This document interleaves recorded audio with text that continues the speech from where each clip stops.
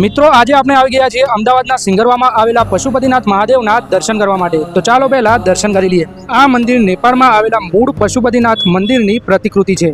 તો ચાલો તમને અહીંયાના શિવલિંગના દર્શન કરાવીએ।